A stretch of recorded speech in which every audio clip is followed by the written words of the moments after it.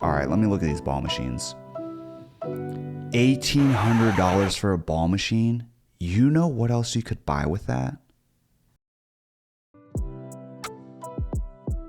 Now imagine you just spent $1,800 on a machine only to find out 2 months later that it wasn't what you expected. But you can't really put your finger on why.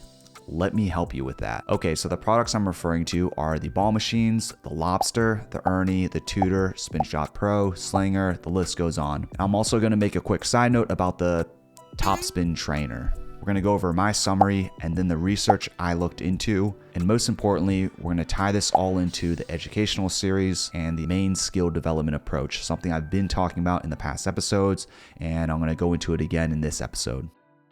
So before we go into the research, just keep these ideas in mind. Right off the bat, skill within a sport is about solving a problem. It is not about trying to execute a technique repeatedly. This is taken from Matt Helke. The motor system responds in real time to the environment, rather than following a previously simulated prediction. Okay, so when I look at these videos of people talking about drilling a movement in isolation repeatedly or using these machines, you might become better at the drill, but there's low transfer of training to a real live game. The reason these ball machines fail to adequately prepare you for what is actually happening during gameplay because of this false belief that skill lies within an individual. It doesn't. Skill comes from the individual's perception of the environment, which then guides their action. Another big point about the ball machines is that they do not provide you with the same information that you would receive from a player. It doesn't have a body with limbs which you pick information from, doesn't hit from varying heights. Ball machine does not hold a paddle, nor have a paddle face that you read from. Ball machine does not fatigue, does not change position. The ball machine doesn't move around. Asterisk. Some of them can. Whether you realize it or not, this is all information you pick up while you play. This is information that informs your action. So after all that, if you don't want to take my word for it, take this quote from Rafael Nadal. You might think that after the millions and millions of balls I've hit, I'd have the basic shots of tennis sewn up. That reliably hitting a true, smooth, clean shot every time would be a piece of cake. But it isn't. Not just because every day you wake up feeling differently, but because every shot is different. Every single one. From the moment the ball is in motion, it comes at you at an infinitesimal number of angles and speeds, with more topspin or backspin or flatter or higher. The differences might be minute, microscopic, but so are the variations your body makes. Shoulders, elbow, wrists, hips, ankles, knees in every shot. And there are so many other factors. The weather, the surface, the rival. No ball arrives the same as another. No shot is identical. Now, let's get into the research. Okay, so we're going to take a look at a couple studies, some of which come from the Journal of Sports Science and Medicine, some from faculty at universities. In the study titled Visual Constraints in Swing Timing in Softball Batting, Pitcher versus Pitching Machine, Pinder et al. Found that use of pitching machines leads to the removal of critical information sources, which may result in a negative transfer of learning in specific development periods. This causes unintended changes in the coordination of movement, so it is first necessary to master the practical tasks that include some of the specific variables that are available in the competition, batting against the pitcher, so that the players become accustomed to the specific variables available to support the performance. This information from the movement of the opponent is obviously absolutely crucial and takes on the importance of experience. Okay, let's look into the next part. Players need to learn a proper visual search strategy and use selective attention to spatial cues for their proper interceptive action. Spatial cues can provide rich sources of information to assist decision-making and perception-action coupling process. Let's see. However, using the pitching machine in a practice session can help to avoid injuries and not overload the pitchers, or can help the batters in spatial temporal orientation when and where to hit the ball. They do go on to say, we would endorse the recommendations of Karbach et al. To not use pitching machines in training sessions too often.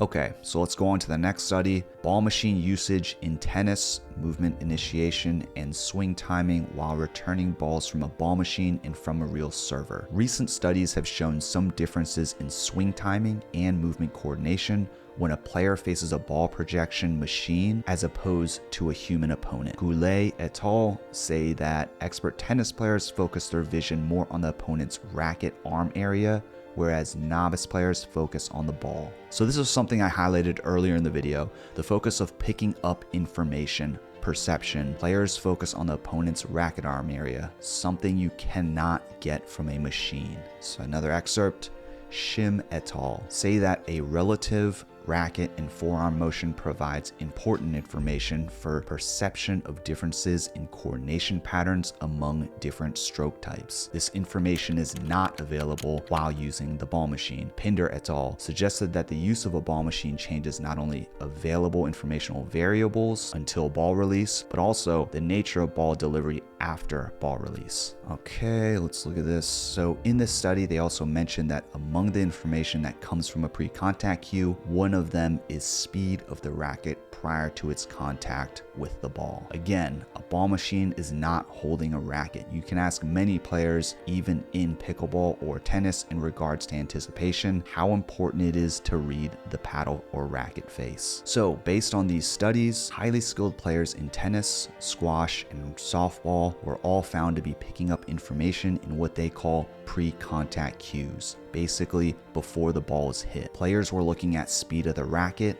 and the racket arm area. This part is really important. Players were picking up information before the ball is hit. A machine is really only giving you information after the ball is given, information like speed of the racket, shoulder rotation, racket arm area. I've also seen this product called a Topspin trainer where the ball is connected to a stand and it's stationary, and you're supposed to be practicing topspin. This is another clever way to take your money. Problem with this is you're taking a movement out of context, and you're reinforcing this habit to the individual that they're going to be hitting a ball that is stationary. Not only stationary, but it has a rod that goes through the holes so that it stays upright. Even worse, I will provide these studies in the video description if you want to read more about them. So now we're going to move into how all this ties into this body of work called the ecological approach. So the ecological approach is a skill acquisition concept that was researched and developed by Rob Gray. Rob is an associate professor at ASU, host and producer of the Perception in Action podcast, and skill acquisition specialist for the Boston Red Sox. So let's dive into why ball machines is not an effective nor an efficient use of your time. So in a live playing environment, the ball you receive and the ball you hit is never the exact same. The ball is never the exact same and your swing is never the exact same. So why would we purchase a machine that tries to create a false environment? If we look at other sports like baseball, for example, the same reason training a baseball player to hit off a tee is antiquated and an ineffective method for the development of the learner. So you're probably wondering, like, how else would you do it? So one alternative, as told by the famous Ecological Approach researcher and author Rob Gray, who I mentioned earlier, could be to just use a larger ball. The reason why this is effective is because this is still teaching the swing as well as the ability to read the ball. Rob talks about how hitting off a baseball tee is learning the technique of the swing, the action, without the perception, the information. Okay, so the problem with ball machines is that they imply two things. One, skill is stored in us, and two, this is representative of what we expect to see on the court. Both of these assumptions and beliefs is objectively not true. To the first point, skill is not stored in us. Skill in our movements is based on what we perceive, and what we perceive affords us an action. For example, like the research mentioned, the information picked up from either a racket or the individual. So the problem with this idea that skill is stored in us is this belief that if we repeat the same or like ideal technique over and over again, we will improve. This is likely the least effective way to improve. I'm going to tell you a little bit about this concept that was famously discovered and researched by Nikolai Bernstein. And he said, repetition without repetition. We want to repeat the outcome, but not by repeating the same movement. Bernstein's idea is that variability, not repetition or repeatability, is far more effective in skilled performance. So to the second point, this is not representative of gameplay. If your goal is to advance in whether it's pickleball or tennis and you want to improve your skill set, just stop and think why you're doing what you're doing and if what you're doing is representative of gameplay. In the ecological approach, they refer to this as representative design. Why is a ball machine not representative? When you play against players, what are you playing against? You're playing against a human. Humans fatigue, and humans give us different information that allows us to make decisions. When we watch a human play, we perceive things like their body language, the way the paddle is facing, a change in their swing, all of which is not provided by a ball machine. If your goal is to compete against players, then why are we hitting the ball received from a machine or even hitting a ball against a wall? There's been numerous studies and research exposing these marketing gimmicks, false products. The only thing that you're going to become better at from using a ball machine is being better at hitting from a ball machine. There is very low transfer of training. This is especially true if the machine that you purchase does not have a randomized setting and you're just hitting the same ball over and over. Despite there being machines with randomized settings, the takeaway from the studies is not about the ball trajectory, it was everything about what was happening before the ball was even hit. No matter how good a machine is, you're practicing out of context and in isolation, and the machine does not provide you with the same information that the human body would. Okay, so after all that's been said, you're probably wondering, so what does practice actually look like? I will go over that in a separate video because this video has gone long enough. My goal with this type of research is to search for the why and the how and how this all ties into skill development. What's the actual purpose of what we're doing? Is this research based? And I'm going to continue to look into more products or methods that I see being used and then discuss them in these videos. As always, thank you to all the subscribers. If you have any questions, comments, drop them in the comment section below, and I'll see you next time.